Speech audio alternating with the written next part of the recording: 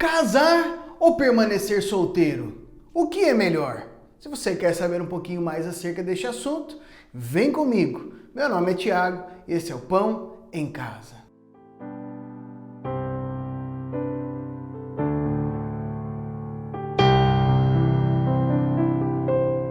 Paz do Senhor, queridos! É com grande alegria que nós estamos aqui reunidos mais uma vez para estudar um pouquinho mais da Palavra de Deus.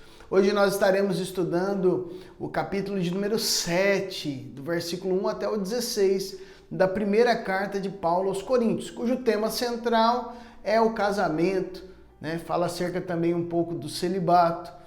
Aqueles que defendem, por exemplo, que Paulo era celibatário, era solteiro, utilizam muito destes textos onde Paulo faz referência que não era casado. Se porventura você quer saber um pouquinho mais acerca desse tema, se Paulo era casado ou não, você pode acessar o card aqui em cima, que nós temos um vídeo curto do Pão de Minuto, especificamente sobre o tema do casamento de Paulo, se ele era casado ou não.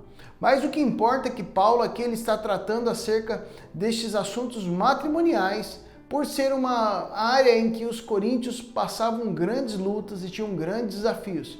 Em virtude da cidade ser uma cidade onde reinava promiscuidade, os irmãos, quando se convertiam, nem sempre as famílias por completo se convertiam. Então, às vezes se convertia o esposo e a esposa continuava no mundo, ou vice-versa. Então, Paulo começa a tratar essas questões acerca do casamento, do divórcio, em que áreas é permitido, como não, e nós vamos falar um pouquinho acerca disso hoje. Então, pega teu caderno, tua caneta, tua Bíblia, corre para nós estarmos juntos agora, lendo este texto e meditando na palavra de Deus. 1 Coríntios, capítulo 7, do versículo 1 até o versículo de número 16. Agora, meus irmãos, vou tratar das perguntas que vocês fizeram na última carta. É bom que o homem não toque em mulher. Geralmente, porém, é melhor ser casado. Todo homem tendo sua própria esposa e cada mulher tendo seu próprio marido, por causa da imoralidade. O marido deve cumprir os seus deveres conjugais em relação à sua esposa. E a esposa deve fazer o mesmo com o seu marido. Pois a mulher que se casa não tem mais autoridade sobre o seu próprio corpo, mas sim o seu marido. E do mesmo modo, o marido não tem mais autoridade sobre o próprio corpo, mas sim a sua esposa. Portanto, não se recusem um ao outro. A única exceção a essa regra seria o acordo entre o marido e a mulher para se absterem de ter relações sexuais por tempo limitado, a fim de que possam dedicar-se à oração. Depois disso, eles devem unir-se novamente, tendo relações, para que Satanás não possa tentá-los por causa da sua falta de domínio próprio. Não estou dizendo que vocês precisam se casar. É certo que poderão, se assim o quiserem. Mas isto não é um mandamento. Eu gostaria que todos os homens ficassem sem casar, tal como eu. Mas não somos todos iguais. Deus dá um dom a cada um. Um tem este dom, outro aquele. Digo, porém, àqueles que não são casados e às viúvas, é melhor que fiquem sem se casar, assim como eu. Entretanto, se não puderem controlar-se, sigam adiante e casem-se. É melhor casar-se do que arder em desejo. Agora, para aqueles que são casados, eu tenho uma ordem que é do Senhor. A esposa não deve se separar do marido. Entretanto, se ela se separar dele, que permaneça sem casar, ou então volte para ele novamente. E o marido não deve divorciar-se da esposa. Agora, eu mesmo quero dar orientações sobre assuntos que o Senhor, enquanto esteve aqui, não tratou. Se um irmão tiver uma esposa descrente e ela quiser ficar com ele mesmo assim, ele não deve deixá-la nem divorciar-se dela. E se uma mulher tiver um marido incrédulo, caso ele queira que ela permaneça com ele, ela não deve deixá-lo nem divorciar-se dele. Porque o marido incrédulo é santificado por meio da mulher, e a esposa incrédula é santificada por meio do marido. Do contrário, os filhos seriam impuros, mas agora são santos. No entanto, se o marido ou a esposa incrédula se separar, que se separe. Em tais casos, o irmão ou a irmã não deve insistir que o outro fique. pois Deus nos chama para vivermos em paz e harmonia. Esposa, como você poderá ter certeza de que seu marido se converterá? Ou você, marido, como poderá ter certeza se sua esposa se converterá? Até aqui, amados. Vamos orar? Senhor Deus, nós queremos apresentar este tempo de estudo da Tua Palavra diante do Senhor e pedir a Tua iluminação ao Espírito Santo, que o Senhor venha falar conosco, venha ministrar as nossas vidas para que possamos ser encharcados do Teu poder e transformados pela Tua Palavra. Assim nós oramos em nome de Jesus. Amém e amém. Amados, do capítulo 7 até o capítulo 11 de 1 Coríntios, Paulo ele começa uma série de respostas a uma determinada carta que ele recebeu, provavelmente pelas mãos de Estéfanas, Fortunato e Acaio. A primeira das questões diz respeito ao casamento. Paulo aqui ele responde essas questões desconhecidas por nós, porque nós não temos posse desta carta enviada a ele, mas que consistem, queridos, em princípios maravilhosos para nós termos uma boa base acerca do que a palavra de Deus nos diz ao casamento, à separação, à questão do celibato. Então eu quero te convidar a nós nos aprofundarmos nestes temas. Paulo muitas vezes é tido como um cara radical, super religioso, intransigente e até como alguém que colocava as mulheres em segundo plano. Mas na prática não é isso, queridos. Muitas distorções têm sido feitas acerca dessa temática. O fato é que Paulo ele não coloca o celibato acima do casamento, né? Como se fosse alguma virtude, como se fosse o mérito de alguém que o cumpre. Então você pode notar desde o princípio, né, que Paulo ele coloca que o casamento é o padrão para todos. É melhor que todos se casem, que todo homem tenha sua esposa, que toda mulher tenha o seu esposo. E nesse sentido é importante nós notarmos essas questões. Muitas pessoas colocam o celibato como se fosse algo para alguém que é santo, aquele que pratica o celibato, que não se casa, né, não quer se casar, como se ele então experimentasse um poder maior de Deus, quando na prática não tem nada a ver, queridos. O que é celibatário, daquele que casa, eles estão no mesmo patamar, né? Tanto faz, é uma questão de chamado, de ministério, né? Então eu gostaria de deixar bem claro essa questão. Nesse sentido, quando Paulo fala acerca do celibato, o primeiro adjetivo que ele utiliza é que o celibato é bom, né? Então é bom que o homem esteja só, porém é perigoso. Então é melhor que se case do que permaneça só, tendo em vista que as paixões, a própria carne, né, tudo isso que tem a ver com a nossa vida, a nossa natureza terrena, pode levá-lo então a uma queda tanto quanto grande na caminhada. Então venha comigo, vamos ver o versículo 1, 2 e também o versículo de número 9. Agora, meus irmãos, vou tratar das perguntas que vocês fizeram na última carta. É bom que o homem não toque em mulher. Então olha aqui o adjetivo, né? Geralmente, porém, é melhor ser casado. Então, se é bom ser celibatário, é melhor ser casado. Todo homem tendo sua própria esposa e cada mulher tendo seu próprio marido por causa da imoralidade. Versículo 9. Entretanto, se não puderem controlar-se, sigam adiante e casem-se. É melhor casar-se do que arder em desejo. Note que Paulo aqui ele deixa muito claro. Ser celibatário é bom, mas é melhor ser casado, porque nós evitamos algumas dificuldades, algumas tentações. E é melhor se casar do que então viver uma vida abrasada ou em ardente desejo. Isso aqui é muito interessante para a nossa caminhada, queridos. Nós observarmos essa questão. Não é um mandamento você casar ou ser solteiro. É opcional. Mas aquele que decidiu, por exemplo, ser solteiro, ele deve arcar, né, com todas as responsabilidades. Então não é porque ele é solteiro que ele vai ter uma vida de devassidão ou vai ter então relações sexuais. Relações sexuais fora do casamento, elas são ilícitas, não são pecado, não são permitidas pelo Senhor. Então uma vez que a pessoa é solteira, ela deve arcar com as consequências das suas decisões. Por outro lado, há uma liberdade muito maior naquele que é solteiro.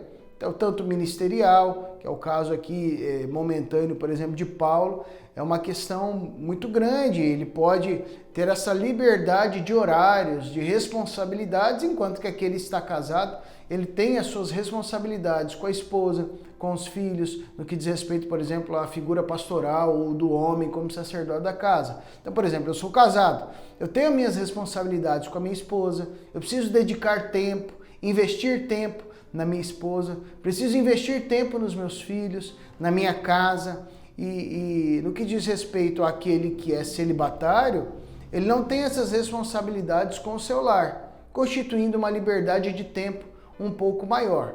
Agora, é importante nós deixarmos claro que um não é melhor do que o outro. São simplesmente faces diferentes, né, de uma mesma moeda. É uma questão de chamado, é uma questão daquilo que Deus tem para as nossas vidas, é uma questão de escolha.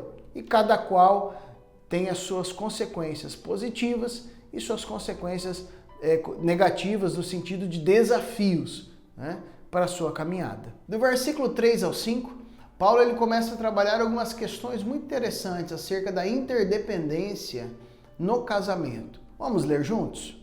O marido deve cumprir os seus deveres conjugais em relação à sua esposa e a esposa deve fazer o mesmo com seu marido.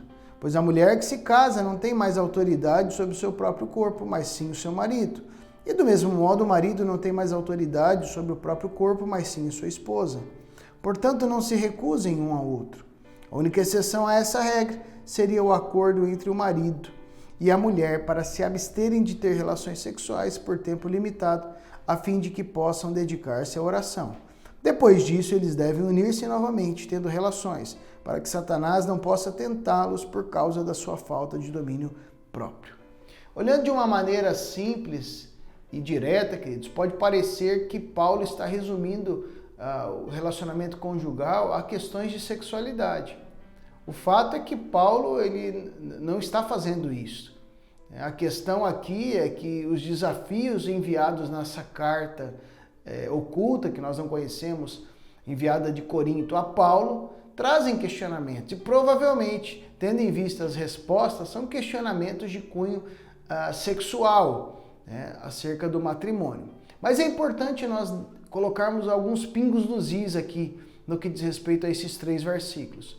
Primeiro, muitos homens machistas utilizam este texto para dizer que a mulher é propriedade deles, né? E não é definitivamente o que Paulo está colocando aqui.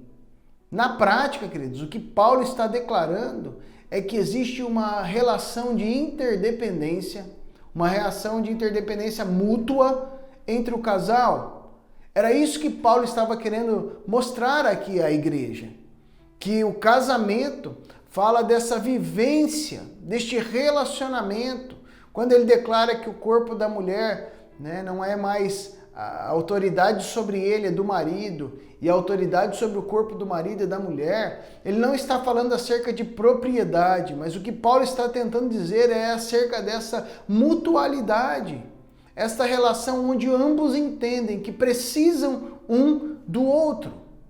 Também aqui não é um aval para pessoas, por exemplo, que querem praticar atos de promiscuidade sexual, né? Como, por exemplo, pornografias ou relações sexuais ilícitas, né? Por exemplo, como relações de sexo anal ou outras questões que comprovadamente, cientificamente, né, são distúrbios na sexualidade, né? O reto não foi feito para relações sexuais, né? As camadas, por exemplo, que tem ali, as proteções, não são para isso. O reto ele foi feito para expelir a nossa excrementação, o nosso excremento. Não foi feito para isso. Então muitos utilizam deste texto para dar vazão a promiscuidades, quando na verdade o que Paulo está dizendo é que há uma mutualidade, não há um domínio. A mulher não é propriedade do homem, o homem não é propriedade da mulher.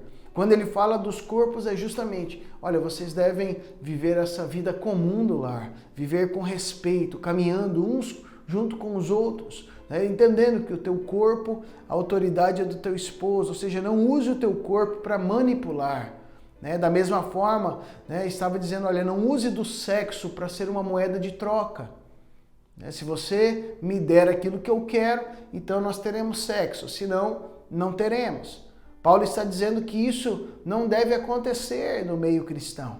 Pelo contrário, um entende que precisa, que depende do outro. E o sexo deve ser um momento maravilhoso para o casal. Um momento de glória, de alegria, de celebração da unidade. E não uma moeda de troca, ou um momento de pesaroso, um momento de um fardo. No mesmo sentido, Paulo ele mostra que em alguns momentos pode haver essa restrição sexual, desde que haja comum acordo. É interessante nessa vivência de caminhada, alguns casais passam por lutas, né? Já tive pessoas que vieram relatando problemas nessa área, dizendo que, não, esse fulano, meu esposo não quer ter relações sexuais porque ele está no momento de consagração. Se não for um relacionamento, um acordo mútuo entre casal, está errado, queridos, está em pecado, está expondo o teu casamento, querido. Isso é muito interessante. Quando um priva o outro da sexualidade de maneira saudável, está expondo o casamento, está expondo o seu cônjuge. Não importa se é homem ou mulher, qual é o teu, se você esposo está privando a tua esposa, ou você esposa está privando o teu esposo. Vocês estão, se não há comum acordo, estão expondo o casamento de vocês, à falência. Isso é muito sério. É interessante que Paulo, ele diz aqui, no versículo de número 5, senão Satanás ele pode tentá-los por causa da falta de domínio próprio. Do versículo 6 a 9, Paulo ele continua falando um pouquinho mais acerca do celibato. Vamos acompanhar juntos? Não estou dizendo que vocês precisam se casar. É certo que poderão, se assim o quiserem, mas isso não é um mandamento.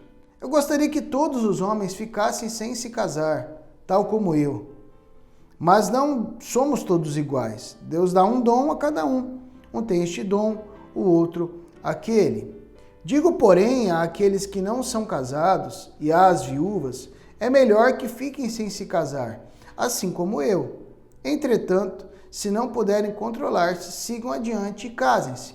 É melhor casar-se do que arder em desejo. A vontade de Paulo em relação aos solteiros é que eles se mantivessem dessa forma. Como eu disse no início, há muitas pessoas que utilizam deste texto para dizer que Paulo era casado. O fato, quer dizer, é que nós não podemos evidenciar a partir desse texto somente que Paulo era casado, ou se ele era viúvo, ou se até o momento da escrita dessa carta ele era casado e depois ele se casou. Não tem como nós discutirmos e descobrimos isso com base neste texto. Mas Paulo ele está dizendo sobre essa realidade. O desejo dele era que os solteiros, se assim fosse, continuassem.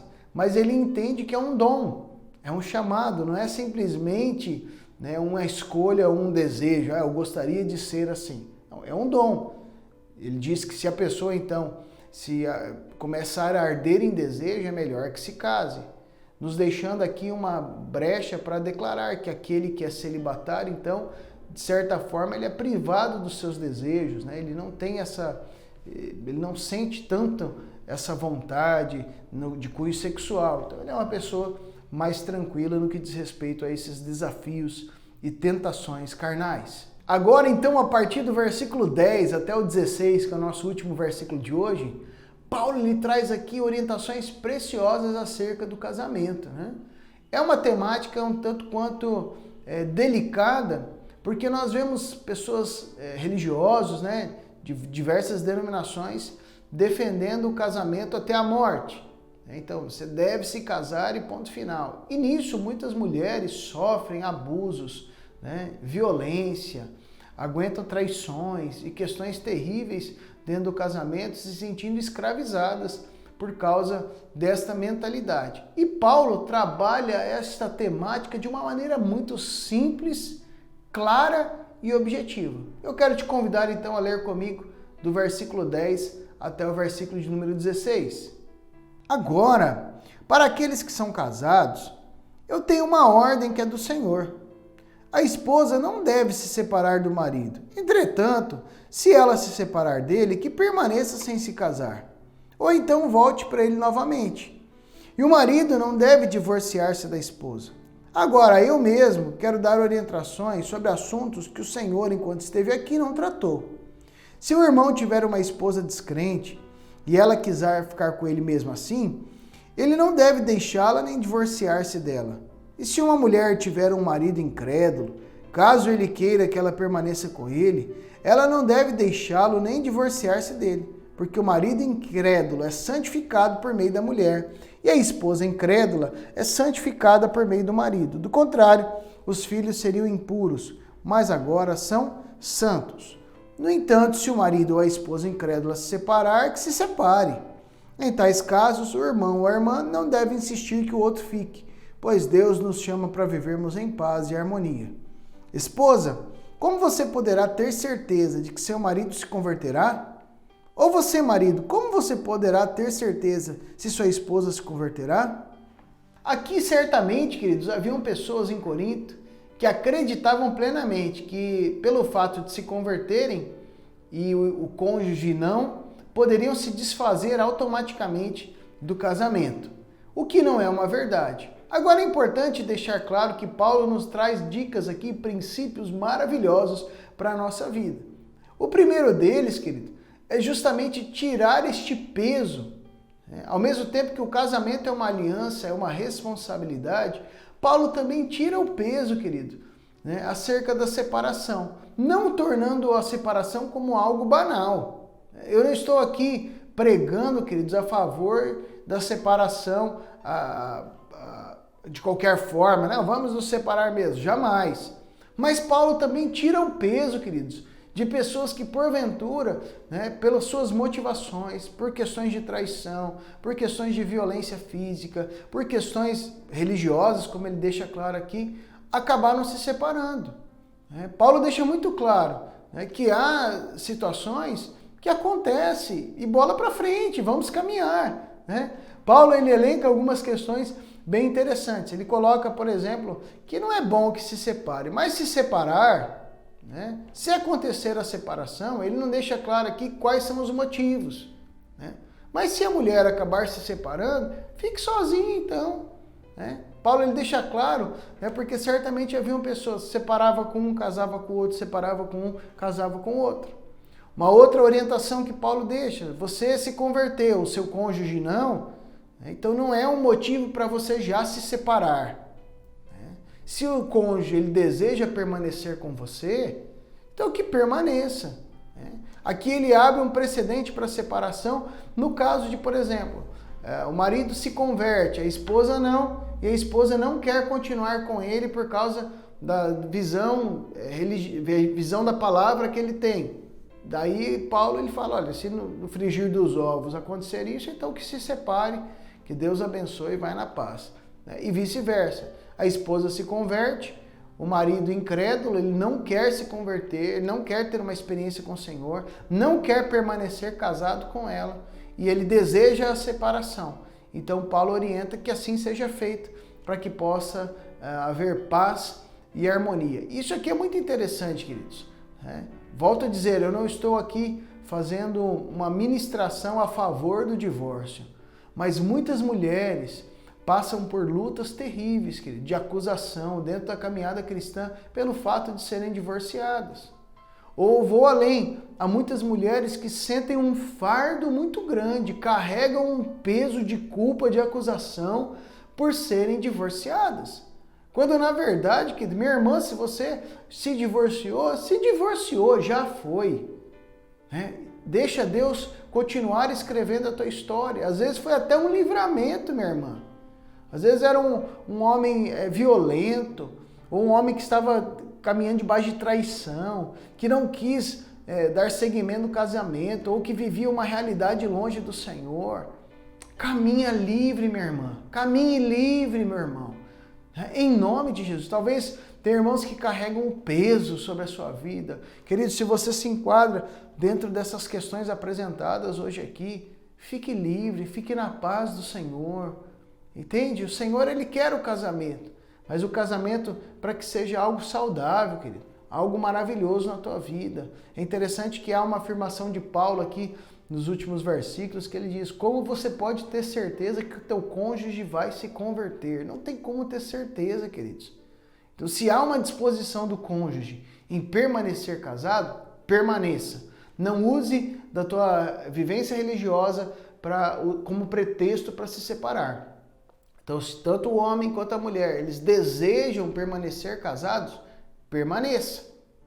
Agora, meu irmão, não quer permanecer casado, ou você tem enfrentado violência conjugal, traição, você tentou resolver isso, conversou, não houve arrependimento, né? Não importa qual é a parte, não houve arrependimento, não houve mudança de vida, permanece no pecado.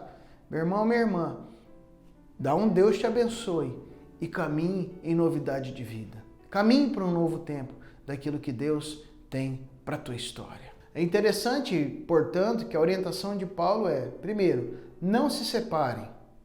Segundo, se um cônjuge é convertido e o outro não, um santifica o outro e os filhos então são santos. O que significa isso? Que a vivência e o testemunho de fé daquele que se converte, ele traz uma nova realidade. Ele traz um exemplo e a possibilidade do seu cônjuge então se santificar. E em último caso, então quando o cônjuge não convertido, ele quebra o vínculo da aliança do casamento. Agora note, queridos, que essas três explicações de Paulo que ele traz aqui são para pessoas que se casaram antes de conhecer ao Senhor. Logo, eu não estou aqui fazendo um compêndio, teológico acerca do casamento, do celibato ou então da separação.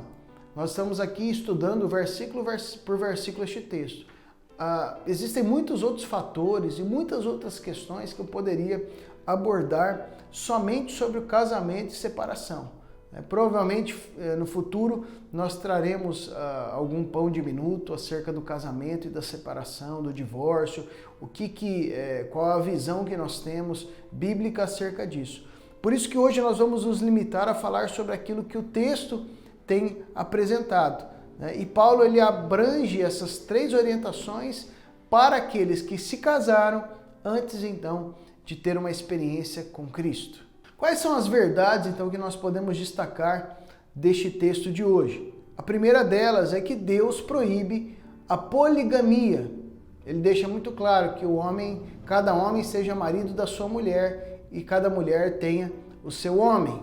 Segundo, nós podemos aprender que o Senhor ele trabalha o casamento dentro do princípio da mutualidade, da interdependência conjugal, ou seja, ambos devem caminhar nessa dimensão. Em terceiro, há determinadas situações em que os casais cristãos, em comum acordo, podem se privar das relações sexuais, tendo em vista a oração. A quarta lição que aprendemos é que os casais cristãos devem estar atentos, espertos, sabendo que Satanás ele vai utilizar de artimanhas nesta área sexual, quando eles estiverem, então, neste tempo de consagração específica. Em quinto lugar, nós aprendemos também que o celibato não é pecado, e nem tampouco maior do que o casamento. Ambos são iguais, são questões de chamado. Em alguns momentos é até melhor que ele seja, então, um homem ou uma mulher celibatários no sentido de uma dedicação total à obra do Senhor. Em sexto e último lugar, o divórcio entre cristãos e o divórcio entre pessoas que um é cristão e o outro não é, devem ser abordados de maneiras diferentes. Não é simplesmente a mesma coisa. Cada caso é um caso.